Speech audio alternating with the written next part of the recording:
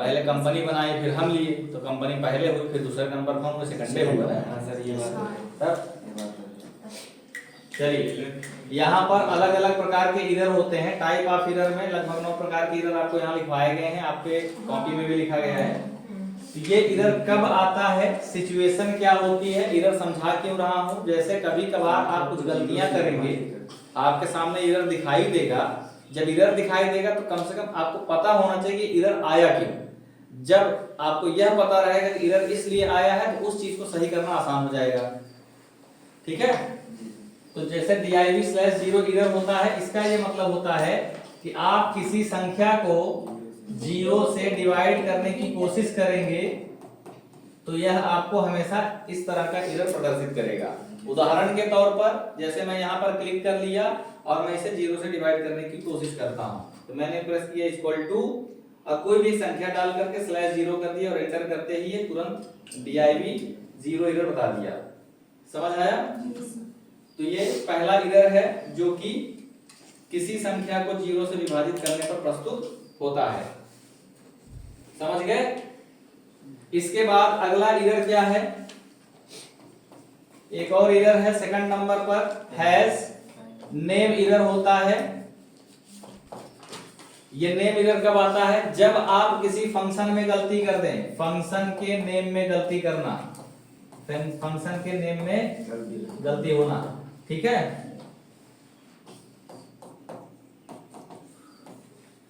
तो एक बार देखते हैं फंक्शन के नेम में गलती। फंक्शन मतलब होता है जैसे सम, स्क्यूआरटी, मोड, प्रोडक्ट, ये सब जो है फंक्शन के नाम है अलग अलग। तो फंक्शन में गलती कैसे होती है, जैसे आपने यहां पर लिखा इज इक्वल टू और यहां पर बजाय सम लिखने के आपने लिख दिया इसमें गलती से सैम या कोई अदर चीज आपने डाल दिया और आपने सेल्स को प्रोवाइड कर दिया और जैसे एंटर करेंगे नेम इरर बता देगा। समझ आया? तो इस तरह से अगर इरर आ रहा है तो इसका मतलब आपने फंक्शन के नाम में गलती किया है। ठीक, दोबारा फिर से एडिट करना है तो F2 प्रेस करिए और F2 करके फिर से एडिट कर सकते हैं और इसको नाम में गलती को सुधार सकते हैं। SUM एंटर कर दीजिए। अब देखिए नॉर्मल हो गया। अब यहां पर संख्याएं डालेंगे तो ये काम करेगा। ठीक, समझ गए? नेक्स्ट इरर क्या है यहां पर,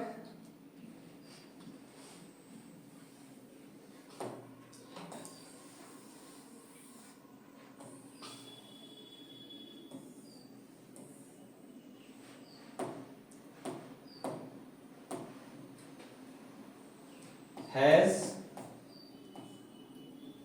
एक वैल्यू इरर होता है, वैल्यू इरर।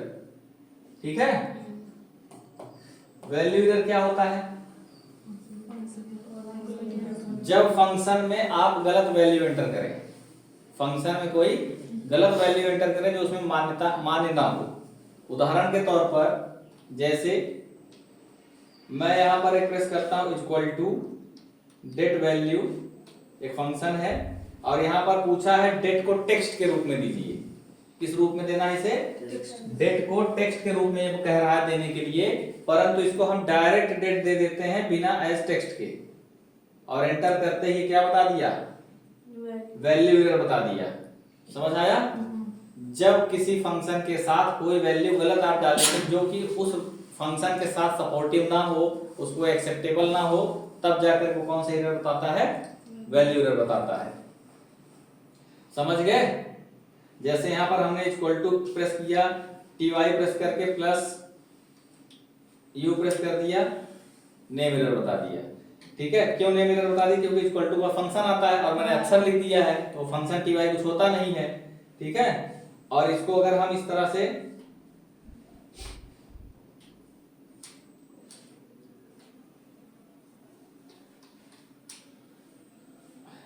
अब बताइए कौन से इरर बताया ये, the formula you type the content and error, ये कंटेंट इरर होता है, यानी कि हमने जो कंटेंट डाल रखा है सम में जोड़ने के लिए उसको पता ही नहीं चल पा रहा है कि हम कह क्या रहे हैं, क्या जोड़ना है। जैसे ty कोई संख्या नहीं है 7ty, u कोई संख्या नहीं है अगर इसकी जगह कोई वैल्यू सिर्फ डाल दिया जाता है, जैसे हम ty की जगह पर सिर्फ 7 डाल देते।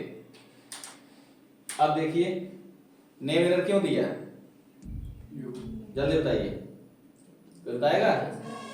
नेम एरर इसलिए दिया क्योंकि यहाँ पर यू लिखा गया है, यू को भी ये नेम समझ रहा है, यहाँ प्लस लगा है ना, इसमें कॉमा लगना चाहिए। और एंटर करिए, अब देखिए अभी भी वही दे रहा है, तो जब यू हटेगा तभी सही होगा ये। अब देखिए ये सही हो गया, ठीक है। तो यू भी एक नेम समझता है, क्योंकि जब भी यू लिख रहे हैं तो अक्षर आया, अक्षर को तुरंत क्या समझना शुरू कर देता है, फंक्शन समझना शुरू कर देता है, फंक्शन। तो वैल्यू इधर समझ में आ गया, ठीक है, वैल्यू इधर। और इसके बाद अगला इधर है नल इधर, NULL इधर।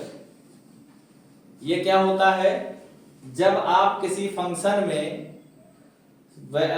सेल का रेफरेंस सही से प्रदान नहीं करते हैं तब नल एरर आता है। जैसे is equal to sum press कर दिए, ब्रैकेट दे दिए, जहां आप जो है कॉमा या कॉलम की जगह, कॉमा या कॉलम की जगह आप स्पेस दे दीजिए। जैसे सम प्रेस किए, मैंने एक सेल को सिलेक्ट किया, जैसे ये वाला सेल सिलेक्ट किया हमने, ठीक है। इसके बाद यहाँ स्पेस दे करके हमने दूसरा सेल सिलेक्ट कर लिया, एंटर करिए, देखिए नल एरर दे दिया, समझ आया। फिर से यहाँ पर F2 करके इसको एडिट करिए और यहाँ पर कॉमा लगा दीजिए, तो देखिए सही हो जाएगा, समझ गए। तो जब भी कॉलन या कॉमा की जगह पर फंक्शन में हम स्पेस प्रदान कर देते हैं तब जाकर के कौन सा एरर शो करता है, नल एरर, ठीक। याद रखिएगा, हो सकता है ऐसा आपने ना लिखा, उसको सही कर लीजिएगा कि फंक्शन में कॉमा या कॉलन चिन्ह के स्थान पर या सिंबल के स्थान पर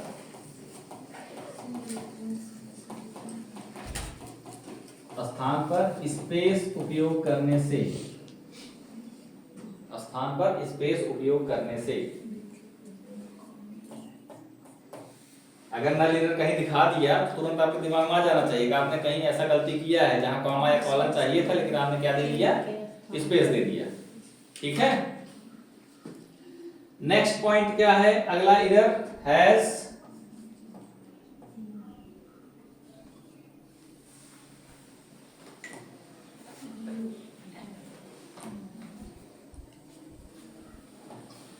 एन एरर था ना, has N error, not available, ठीक है, नॉट अवेलेबल यानी कि यह उपलब्ध नहीं है। यह तब शो करेगा जब आप किसी फार्मूला में कोई ऐसा सेल डाल दें जहां वो जाकर के वैल्यू को खोजे परंतु उसे वह वैल्यू प्राप्त ना हो, अर्थात उसके रेंज से बड़ा हो, रेंज से बाहर हो, और रेंज में उसको वो वैल्यू जब नहीं मिलेगा जिसे आपने खोजा तब वो क्या बताता है, an error.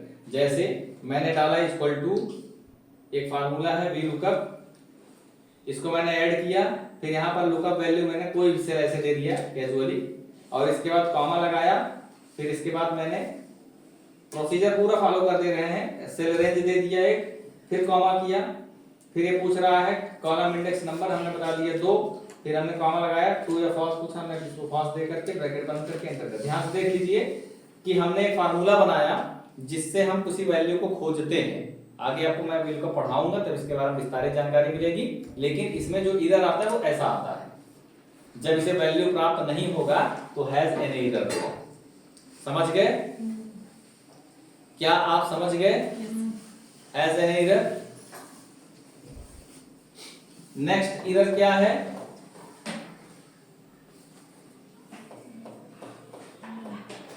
Has num error, number error. जैसे कुछ ऐसे भी फार्मूला होते हैं जिसमें कुछ नंबर्स नहीं दिए जा सकते, इम्पॉसिबल है। जैसे equal to SQRT, square root करिए, वो भी किसका, -1 का। देखते हैं होता है, देखिए -1 का स्क्वायर रूट होना पॉसिबल ही नहीं है, ठीक है। इसलिए क्या बता दिया कि नंबर रॉन्ग है। समझ आया कि नहीं? इस तरह से फंक्शन, ऐसे फंक्शन जिनमें कुछ संख्याओं का होना भी उचित नहीं होता है, उसे हम क्या बोलते हैं? नंबर इरर बोलते हैं।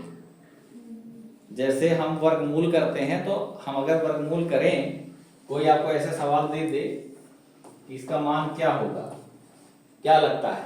आई। क्या होगा? आई। आई? आई। आई। आई क्या होता है? होता है ऐसे। इसका मान आई आएगा। यस ये 1 लिखा है, माइनस में लिखा है। हाँ, -1 का आई आएगा। Yes sir. हमने तो अभी तक नहीं देखा कहीं। होता है सर। आई मीन्स होता क्या हो तो बताइए हमें। वैल्यू है आयोटा। Iota value. अच्छा, स्क्वायर रूट ऑफ आई जो है 1 -1 आई। पर ये क्या बता रहा है? मैं रियली बेसिक मैथ को फॉलो करता हूँ। वो आई जो रखा गया है, इसका कोई मान नहीं होता है, वो सिर्फ आई रखा गया है। उसके अपवादों के लिए ऐसी चीजें बनाई जाती हैं जिनको पॉसिबल नहीं होता तोड़ पाना। बहुत चीजें ऐसे जिन्हें तोड़ना पॉसिबल है, जैसे जीरो, किसी संख्या से संख्या को जीरो से डिवाइड नहीं कर सकते, ये इम्पॉसिबल है। तो इसलिए यहाँ पर ये आपको डायरेक्ट इंडिकेट कर देता है कि diversion of zero, division of zero possible नहीं है, फिर भी आप करने की कोशिश कर रहे हैं। ठीक है, अब उसका मान तो ऐसे हम लोग लिख देते हैं इनफाइनाइट, ये तो लिख देते हैं, ये तो लिख सकते हैं इनफाइनाइट, लेकिन इनफाइनाइट यहाँ लिखा जाना पॉसिबल नहीं है। ठीक है, यहाँ पर आपको सीधा सीधा बताएगा कि जो चीज पॉसिबल ही नहीं है उसका क्या मतलब है, तो आई नहीं लिखेगा ये। ठीक, आगे बताइए अगला इरर बोलिए। रेफरेंस बस आइए। सेल रेफरेंस इरर होता है। सेल रेफरेंस इरर स्पेशली तब आता है जैसे आप किसी फार्मूला को किसी सेल में डाल दिए, ठीक है, किसी फार्मूला को किसी सेल में डाल दिए, परंतु उसी सेल में यानी उसी फार्मूला में सेम वही सेल ऐड कर दिए जिसमें फार्मूला पड़ा है।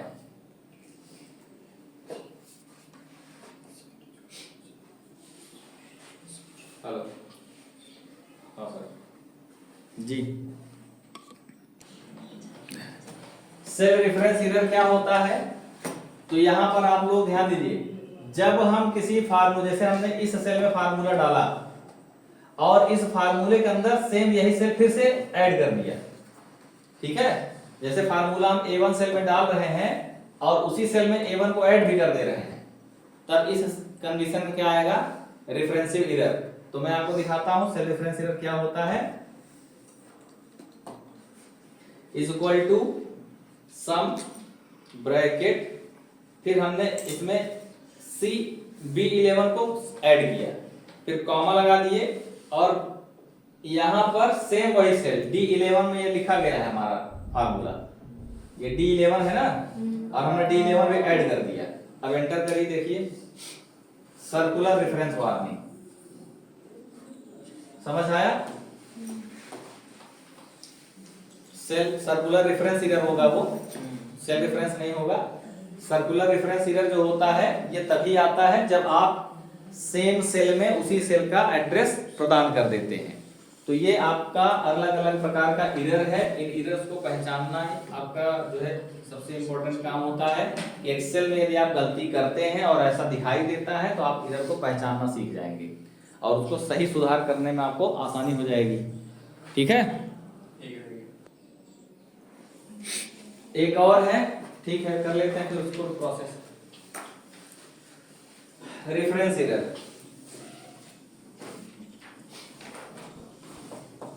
ये सर्कुलर रेफरेंस था ना, और एक हैश आरईएफ इरर होता है। ये कब आएगा? तो इसको आने के लिए आपको क्या करना होगा, जब किसी फार्मूला के अंदर कोई सेल ऐड किए रहते हैं और इस सेल को आप डिलीट कर दें, यानी वो सेल सीट पर रह ही ना जाए, तब क्या आएगा? Reference error. दिखाते हैं प्रोसेस करके। जैसे मैंने यहां पर प्रेस किया is equal to sum bracket और ये हमने यहाँ पर सेल को दिया, ये मैंने सेल अटैच किया A12 और कॉमा लगा दिए और एक सेल और अटैच कर दिए B12, एंटर कर दिए, दोनों सेल अटैच हो गए, ठीक है।